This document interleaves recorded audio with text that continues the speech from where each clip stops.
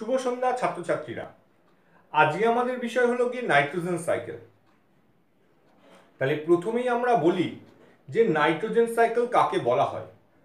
যে প্রাকৃতিক উপায়ে, যে চক্রাকার পদ্ধতিতে নাইট্রোজেন প্রকৃতি থেকে এবং জীবাণুর দ্বারা আবদ্ধ হয়ে মাটিতে মিশছে এবং সেখান থেকে জীবদেহে প্রবেশ করে, আবার জীবের মৃত্যুর পর আবার মাটিতে ফিরে আসে, আবার সেখান থেকে প্রকৃতিতে বা বায়ুমণ্ডলে ফিরে যাচ্ছে।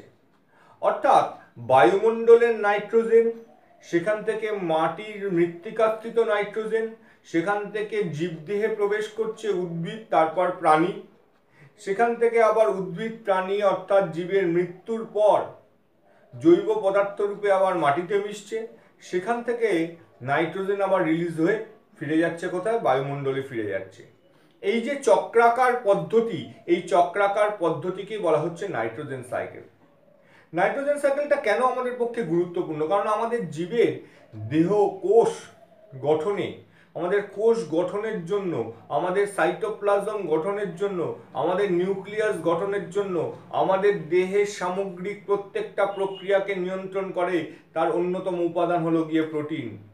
সেই প্রোটিনের বেসিক স্ট্রাকচারে রয়েছে নাইট্রোজেন। তাহলে এই যে নাইট্রোজেন কিন্তু আমাদের জীবদের জন্য অত্যন্ত গুরুত্বপূর্ণ একটা মৌলিক পদার্থ, যা জীব সরাসরি শ্বাসকার্য বা অন্য কোনো উপায়ে প্রকৃতি থেকে বা বায়ুমণ্ডল থেকে গ্রহণ করতে পারে না, যদিও বায়ুমণ্ডলের ৭৭% হচ্ছে গিয়ে নাইট্রোজেন। তাহলে এই নাইট্রোজেন তারা সরাসরি গ্রহণ করতে পারে না, কিন্তু তাদের দেহ গঠনের জন্য নাইট্রোজেন দরকার। তাই নাইট্রোজেন সাইকেলের মধ্য দিয়েই কিন্তু এই উদ্ভিদ এবং প্রাণীদেহে নাইট্রোজেন প্রবেশ করে। তাহলে প্রথমেই আমরা বলছি কি করে নাইট্রোজেন সংবন্ধন ঘটছে।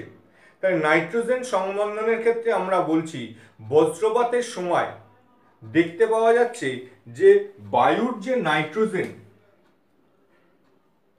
বাতাসের যে নাইট্রোজেন, সেই নাইট্রোজেন কি হয়? অক্সিজেনের সঙ্গে যুক্ত হয়, O2-র সঙ্গে যুক্ত হয়।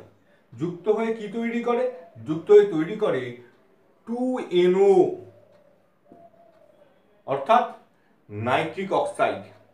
এই নাইট্রিক অক্সাইড পরবর্তীকালে দেখতে পাওয়া যায় যে অক্সিজেনের সংস্পর্শে যখন আসছে, অর্থাৎ 2NO প্লাস O2 কি তৈরি করবে?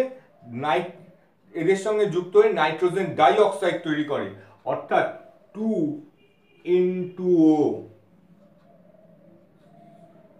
2NO2 nitrogen die oxide. এই নাইট্রোজেন ডাই অক্সাইড এরপর জলের সঙ্গে বিক্রিয়া করে নাইট্রিক অ্যাসিড রূপে আস্তে আস্তে প্রকৃতিতে নেমে আসে, অর্থাৎ 2NO2 plus H2O arrow HNO3 nitric oxide রূপে প্রকৃতিতে নেমে আসছে। তাহলে এটা গেল প্রাকৃতিক উপায়ে কিভাবে নাইট্রোজেন সংবন্ধন ঘটছে। এর পরের যে স্লটে আসছে আমরা, সেটা হলো গিয়ে জীবজ পদ্ধতিতে কি করে নাইট্রোজেন সংবন্ধন হয়। আমরা জানি স্বাধীনজীবী ব্যাকটেরিয়া। এই স্বাধীনজীবী ব্যাকটেরিয়া কারা? ক্লস্ট্রিডিয়াম হতে পারে, অ্যাজোটোব্যাক্টার হতে পারে, অথবা নীলাভ সবুজ শৈবালের মধ্যে অ্যানাবিনা হতে পারে, নস্টাক হতে পারে।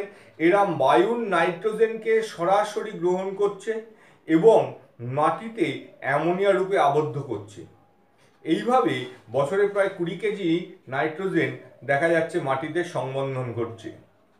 এরপর আসছি আমরা দ্বিতীয় যেটা, সেটা হলো মিথজীবী ব্যাকটেরিয়া। মিথজীবী ব্যাকটেরিয়ার মধ্যে আমরা সবচেয়ে ভালো উদাহরণ জানি, সেটা হলো রাইজোবিয়াম। কোথায় থাকে? শিম্বগোত্রীয় উদ্ভিদের মূলে থাকে। যেমন শিম্বগোত্রীয় উদ্ভিদের একটি উদাহরণ মটর গাছ, তার মূলে রয়েছে। বাতাস থেকে সরাসরি নাইট্রোজেন নিচ্ছে। এরা হলো মিথজীবী চরিত্র, এদের দেখতে পাওয়া যায়। মিথজীবী চরিত্র মানে পরস্পরের ওপর নির্ভরশীল।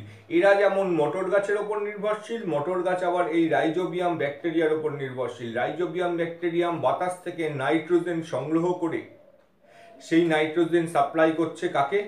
মটর গাছকে। আবার মটর গাছ তার খাদ্য উপাদান তৈরি করে তার সামান্য পরিমাণ দিচ্ছে এই ব্যাকটেরিয়াগুলোকে। ফলে তাদের মধ্যে এক মিথজীবীয় সম্পর্ক গড়ে উঠেছে। এখানেই আমরা পাবো একটা শব্দ, সেটা হলো লেগ হিমোগ্লোবিন। হিমোগ্লোবিন সদৃশ্য একটা জৈব যৌগ, যে জৈব যৌগ দেখতে পাওয়া যাচ্ছে কিছু কিছু উদ্ভিদের মূলের মধ্যে রয়েছে, অর্থাৎ বিশেষ করে এই শিম্বগোত্রীয় উদ্ভিদের মূলের মধ্যে রয়েছে। এই মূলের মধ্যেই কিন্তু রাইজোবিয়াম অবস্থান করে। এরা হিমোগ্লোবিনের মতো দেখতে বলে এই জৈব যৌগগুলোকে বলা হয় লেগ হিমোগ্লোবিন। আবার অ্যাজোলাদের ক্ষেত্রে দেখতে পাওয়া যায় জলজ ফার্নের পত্রগহ্বরে অথবা সাইকাসে নামক ব্যক্তবীজী উদ্ভিদের মূলের মধ্যে এই অ্যাজোলা থাকে, যারা কি করে সরাসরি বাতাস থেকে নাইট্রোজেন সংবন্ধনে সাহায্য করে। এরপর আসছি আমরা শিল্পজাত নাইট্রোজেন সংবন্ধন।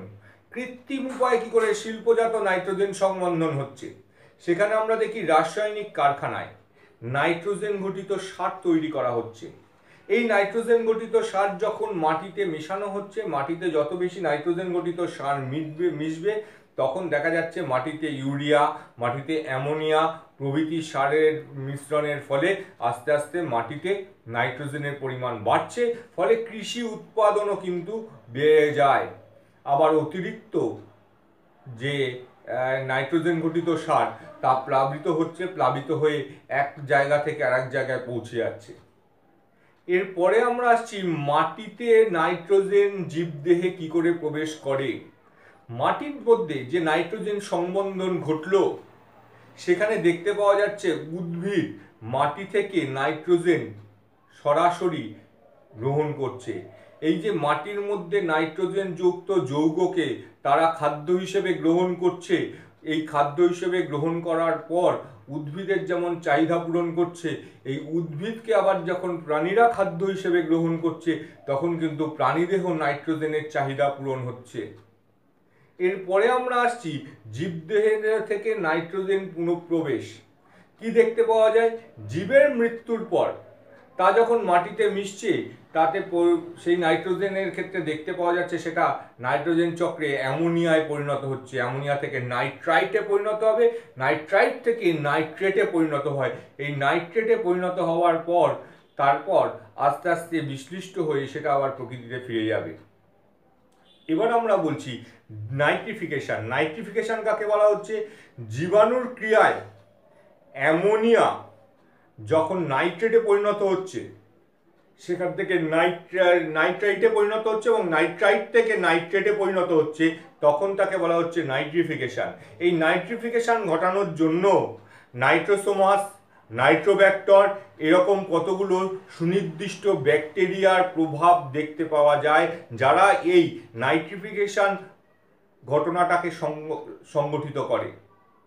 এরপর আমরা বলছি ডিনাইট্রিফিকেশন। ডিনাইট্রিফিকেশন কাকে বলে, যখন নির্দিষ্ট কিছু জীবাণু যেমন থায়োব্যাসিলাস ডিনাইট্রিফিক্যান্স, সিউডোমোনাস এরকম নির্দিষ্ট কিছু জীবাণু যারা কি করছে, নাইট্রোজেন যৌগ ভেঙে নাইট্রোজেনকে মুক্ত করে দিচ্ছে বায়ুমণ্ডলে, তাদের বলা হচ্ছে কি, তাদের বলা হচ্ছে এই পদ্ধতিকে বলা হচ্ছে ডিনাইট্রিফিকেশন। তাহলে এর ফলে কি হবে, এর ফলে মাটির উর্বরা শক্তি ভীষণভাবে কমে যায়। তাহলে নাইট্রেটকে এরা কি করছে, ডিনাইট্রিফিকেশনের মাধ্যমে আস্তে আস্তে নাইট্রোজেনে পরিণত করছে, নাইট্রোজেন বায়ুমণ্ডলে মিশে যাচ্ছে। তাহলে এই যে নাইট্রোজেন চক্র আমরা পড়ছি, এই নাইট্রোজেন চক্র পড়বার পেছনে আমাদের কারণটা কি? কারণ প্রকৃতিতে একটা 77.18% নাইট্রোজেন রয়েছে। এই নাইট্রোজেন আমাদের বায়ুমণ্ডলে রয়েছে।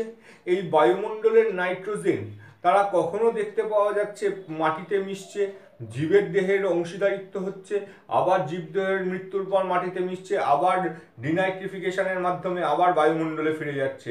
এই যে চক্রাকার পথটাকে মেনটেন করছে, একটা সাইকেল মেনটেন করছে, এইখানেই হচ্ছে নাইট্রোজেন সাইকেলের ইম্পর্টেন্স। দ্বিতীয় আমরা বলছি এটা যে জীবজ কোষ গঠনে নাইট্রোজেন ভীষণভাবে গুরুত্বপূর্ণ। কোষের বেসিক স্ট্রাকচারের মধ্যে নাইট্রোজেন কিন্তু রয়েছে। আমাদের দেহে যে প্রোটিন আমরা খাদ্য হিসেবে গ্রহণ করি, সেই প্রোটিনের একটা মৌলিক উপাদান হচ্ছে নাইট্রোজেন।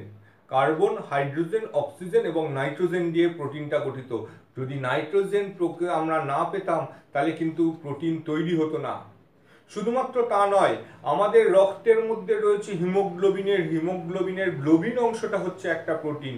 আমাদের চোখের মধ্যে রয়েছে রোডপসিন, আয়োডপসিন, এগুলো হচ্ছে একটা প্রোটিন। আমাদের মাসেলসের মধ্যে রয়েছে ট্রোপোনিন, ট্রোপোমায়োসিন, অ্যাক্টিন, মায়োসিন, এগুলো হচ্ছে সমস্ত এক একটা ধরনের প্রোটিন। তাহলে আমাদের দেহে যেসব উৎসেচকগুলো রয়েছে, যে উৎসেচকগুলো আমাদের জীবের বিপাক্রিয়াকে নিয়ন্ত্রণ করছে, জীবজ সমস্ত বিক্রিয়াগুলোকে নিয়ন্ত্রণ করছে, সব উৎসেচকগুলো এক একটা প্রোটিন। আমাদের দেহের বেশ কিছু হরমোন হচ্ছে, যেগুলো হলো প্রোটিন। তাহলে এই সমস্ত পদ্ধতিগুলোকে, এই সমস্ত উপাদানগুলো হচ্ছে প্রোটিন। এই প্রোটিন উপাদানগুলো মধ্যে রয়েছে নাইট্রোজেন। নাইট্রোজেন চক্র যদি সঠিকভাবে সংগঠিত না হতো তাহলে কিন্তু আমাদের দেহে এই প্রোটিনের ঘাটতি দেখতে পাওয়া যেত। তাহলে আমরা কিন্তু আমাদের বিপাক্রিয়া বা আমাদের জীবের স্বাভাবিক কাজকর্মকে নিয়ন্ত্রণ করতে পারতাম না। যাই হোক, আজকে আমরা নাইট্রোজেন সাইকেল সম্পর্কে পড়লাম। পরের ভিডিওতে আমরা অন্য কোনো টপিক সম্পর্কে পড়ব। সবাই ভালো থাকো, সবাই সুস্থ থাকো।